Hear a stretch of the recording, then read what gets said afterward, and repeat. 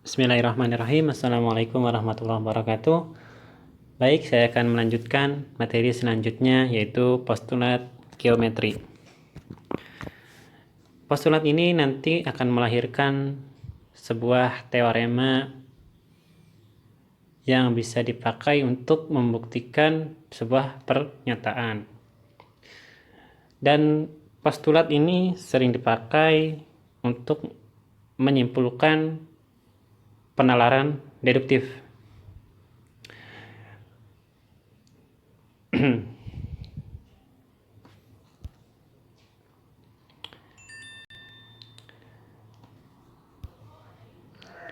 Baik, saya langsung saja menyebutkan daftar postulat dan ilustrasinya gitu. Yang pertama, postulat eksistensi titik. Ilustrasinya itu ada sebuah kubus dan sisi bagian atas lalu garisnya gitu. Maka ilustrasinya gini, bangun ruang ada dan paling sedikit memuat 4 titik yang tak sebidang, maksudnya yang di bagian atap. Bidang memuat paling sedikit 3 titik yang tak segaris, misah-misah, mencar-mencar gitu. Dan garis yang di atas, yang bagian di bagian bidang itu memuat paling sedikit 2 titik gitu. Maka itu disebut postulat eksistensi titik, yaitu keberadaan titik. Yang kedua yaitu postulat titik garis. Kenapa pernyataan yang bagian bawah itu salah? Karena pada bagian ini terdapat 2 garis, sedangkan dalam pernyataan yaitu 2 titik dimuat pada satu dan hanya 1 garis. 2 titik yang dimuat tapi 1 garis, sedangkan yang bagian bawah itu terdapat 2 garis. Postulat titik dan bidang. Kenapa pernyataan yang di bagian sini salah? Karena di sana terdapat 3 bidang yang berbeda yang dihasilkan oleh kurva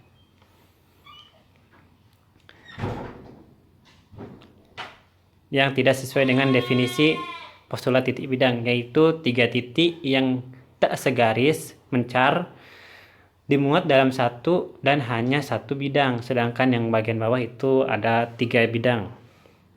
Maka yang bagian bawah salah. Yang keempat, postulat perpotongan bidang. Jika ada 2 bidang perpotongan, maka perpotongannya itu tepat pada 1 garis. Nah, pernyataan yang gambar di sini itu salah karena dia ada 2 perpotongan garis, terdapat 2 perpotongan garis, tidak terletak pada 1 perpotongan garis. Yang kelima, postulat 2 titik, garis, dan bidang. Jika ada 2 titik pada suatu bidang, maka garis yang memuat kedua titik itu terletak pada 1 bidang. Kenapa pernyataan yang bagian ini salah? Karena dia terdapat 2 bidang. Memang garisnya ada 1, cuma dia terdapat 2 bidang, maka tidak disebut sebagai postulat 2 titik, garis, dan bidang. Yang keenam, postulat pemisah bidang. Jika terdapat suatu bidang, yaitu dimisalkan bidang itu N, dan terdapat garis yang memisahnya yaitu G, maka apa yang dihasilkan? Yang pertama, masing-masing setengah bidang adalah himpunan cembung atau konveks. Nah, yang kedua yaitu jika titik yang dihasilkan yaitu titik P dan Q itu memiliki setengah bidang lain. Jadi membagi sama rata antar bagian, yaitu bagian yang ada di titik P dan titik Q.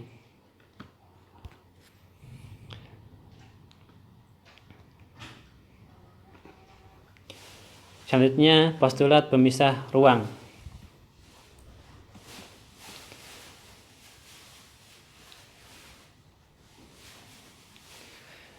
Konsepnya sama seperti yang postulat pemisah bidang, cuma bedanya yaitu ini seakan-akan garis atau segmen atau garis panah itu menembus bidang tersebut gitu, menembus bidang N dan membagi setengah dari ruangan tersebut gitu. Yang selanjutnya itu postulat tegak lurus. Jika diketahui satu titik dan garis pada bidang, terdapat tepat satu garis yang melalui titik dan tegak lurus pada garis yang diketahui. Kenapa yang pernyataan sebelah sini salah? Karena dia memiliki dua garis yang tegak, sedangkan yang dikatakan tegak itu satu garis yang tegak, dan yang lainnya pun sama yang memiliki dua garis yang tegak.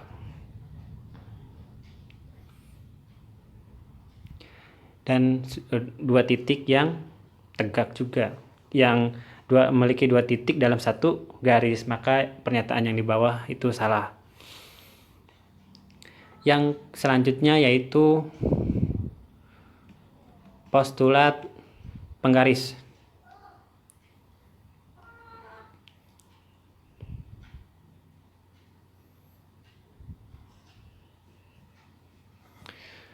Postulat penggaris ini misalnya setiap pasang titik berkorespondensi dengan satu bilangan positif yang unik. Bilangan itu dinamakan jarak antara dua titik.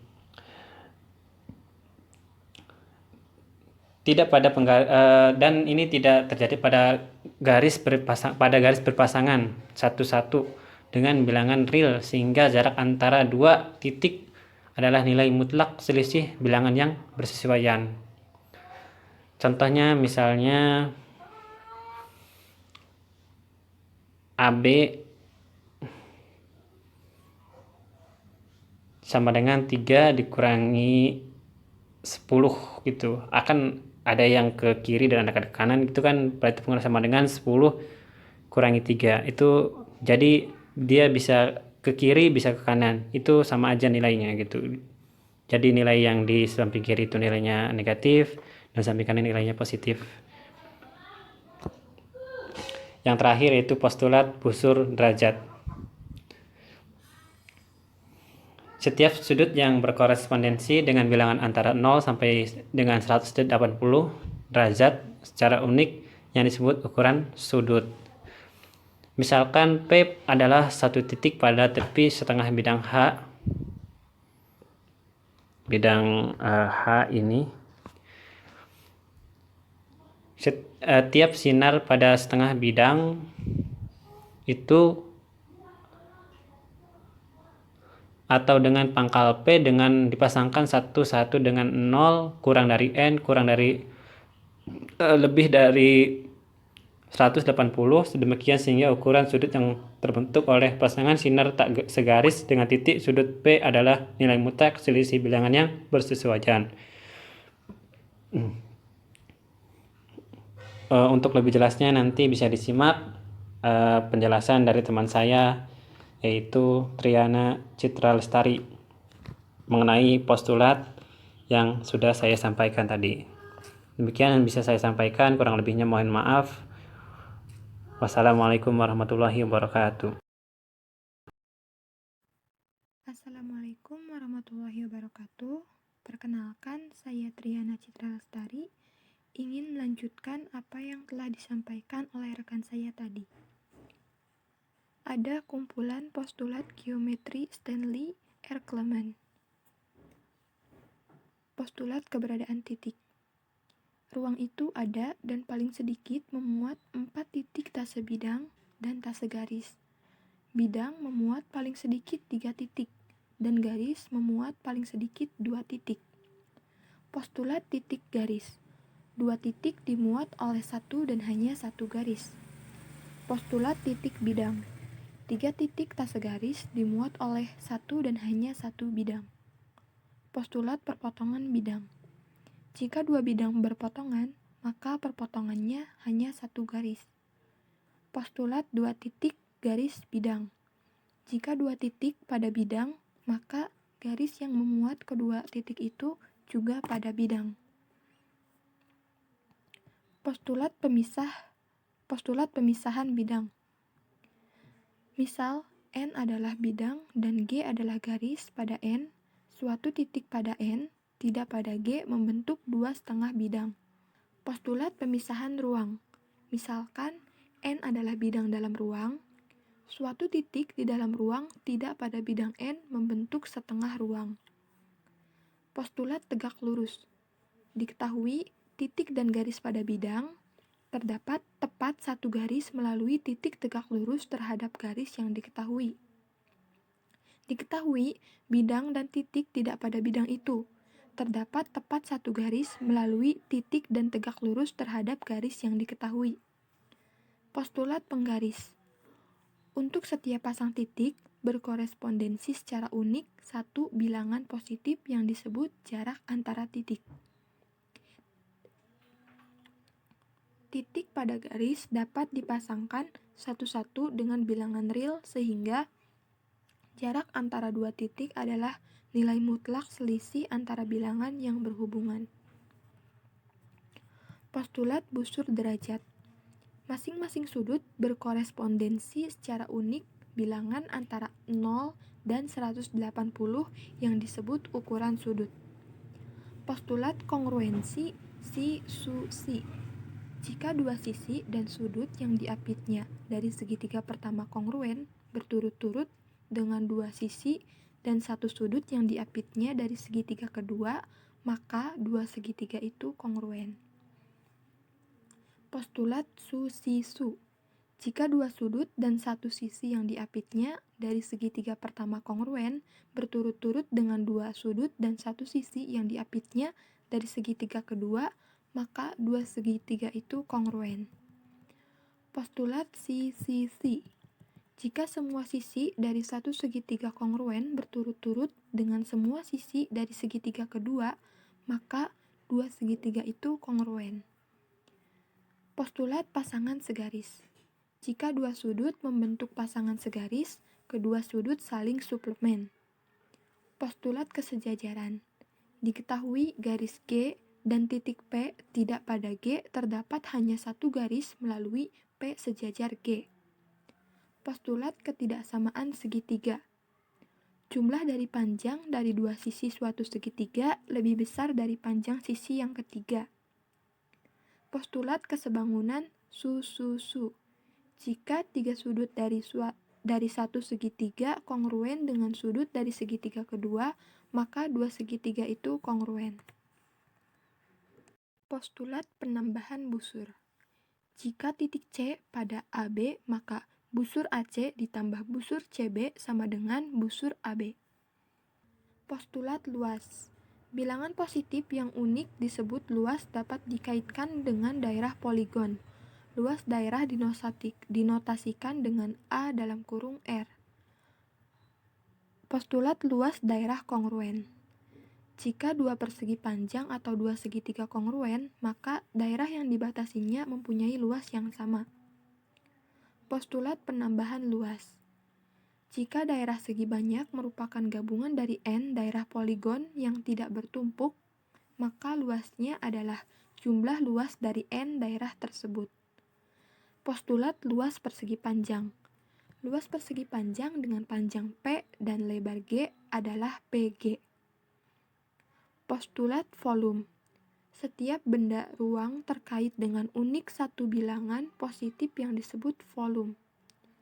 Postulat volume balok. Volume balok sama dengan perkalian antara panjang, lebar, dan tingginya. Postulat penambahan volume. Jika benda ruang merupakan gabungan dua benda ruang yang tidak beririsan di interiornya, maka volumenya adalah jumlah dari volume dua benda tersebut. Postulat Cavalieri. Misalkan S dan T dua benda ruang dan X adalah bidang, jika setiap bidang sejajar X yang memotong S juga T dengan penampang dengan luas yang sama, maka volume S sama dengan volume T. Untuk pembanding, di sini ditulis postulat geometri versi lain, yaitu postulat geometri model SMSG, School Mathematics Study Group. Postulat 1. Diberikan dua titik berbeda. Terdapat tepat satu garis yang memuat titik itu. Postulat jarak. Setiap dua titik berbeda berkorespondensi dengan satu bilangan real positif. Postulat penggaris. Setiap titik pada garis dapat berkorespondensi satu-satu dengan satu bilangan real. Setiap bilangan real dapat berkorespondensi satu-satu dengan titik pada garis. Jarak antara dua titik berbeda adalah nilai mutlak selisih dua bilangan yang berkorespondensi dengan kedua titik itu. Postulat penempatan penggaris. Diketahui dua titik P dan Q pada garis, sistem koordinat dapat dipilih dengan P berkoordinat 0 dan Q berkoordinat positif. Postulat 5. Jika bidang memuat paling sedikit 3 titik yang tidak kolonier, ruang memuat paling sedikit 4 titik yang tidak sebidang. Postulat 6. Jika 2 titik pada bidang, maka garis yang memuat titik itu terletak pada bidang tersebut. Postulat 7. Setiap 3 titik berada paling sedikit di satu bidang, dan setiap 3 titik yang tak segaris berada tepat pada satu bidang. Postulat 8. Jika dua bidang berpotongan, perpotongannya berupa garis. Postulat pemisahan bidang. Diketahui satu garis dan bidang yang memuatnya, titik-titik pada bidang tidak terletak pada garis, membentuk dua himpunan. Postulat pemisahan ruang. Titik-titik di ruang yang tidak terletak pada bidang yang diketahui membentuk dua himpunan. Postulat ukuran sudut. Setiap sudut berkorespondensi dengan bilangan real antara 0 derajat dan 180 derajat. Postulat konstruksi sudut. Misal, AB adalah sinar pada sisi setengah bidang H untuk setiap R antara 0 derajat dan 180 derajat terdapat tepat satu sinar AP dengan P di H sedemikian sehingga M sudut PAB sama dengan R. Postulat penjumlahan sudut. Jika D adalah titik di interior sudut BAC, maka busur sudut BAC sama dengan busur sudut BAD ditambah busur sudut DAC. Postulat suplemen. Jika dua sudut merupakan pasangan segaris, kedua sudut itu saling suplemen. Postulat sisi sudut sisi. Diberikan korespondensi antara dua segitiga jika dua sisi dan satu sisi sudut yang diapitnya pada segitiga ke-1 masing-masing kongruen dengan bagian yang berkorespondensi pada segitiga kedua, maka korespondensi tersebut merupakan kongruensi. Postulat kesejajaran. Melalui titik di luar garis yang diketahui, terdapat paling banyak satu garis yang sejajar dengan garis yang diketahui. Postulat 17. Setiap garis poligon atau segi banyak berkorespondensi dengan satu bilangan positif yang disebut luas. Postulat 18. Jika dua segitiga kongruen, maka luasnya sama. Postulat 19. Misal daerah R merupakan gabungan dari daerah R1 dan R2 yang pemotongannya diberhingga segmen dan titik, maka luas R adalah jumlah dari luas R1 dan R2. Postulat 20. Luas persegi panjang adalah panjang kali lebar. Postulat 21. Volume paralel pipidum adalah perkalian antara luas dan tingginya. Postulat 22 atau prinsip Cavalieri diberikan dua benda, pejal dan bidang. Jika setiap bidang yang sejajar dengan bidang yang diketahui memotong benda membentuk daerah dengan luas yang sama, maka kedua benda tersebut mempunyai volume yang sama.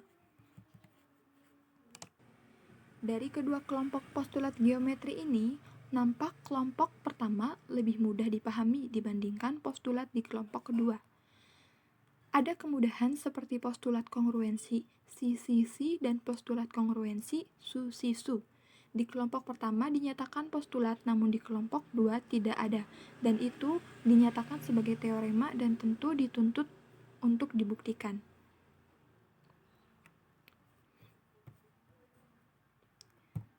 Sekian pembahasan mengenai pendahuluan geometri telah kami jabarkan. Kurang lebihnya kami mohon maaf. Semoga bisa bermanfaat bagi kita semua. Wassalamualaikum warahmatullahi wabarakatuh.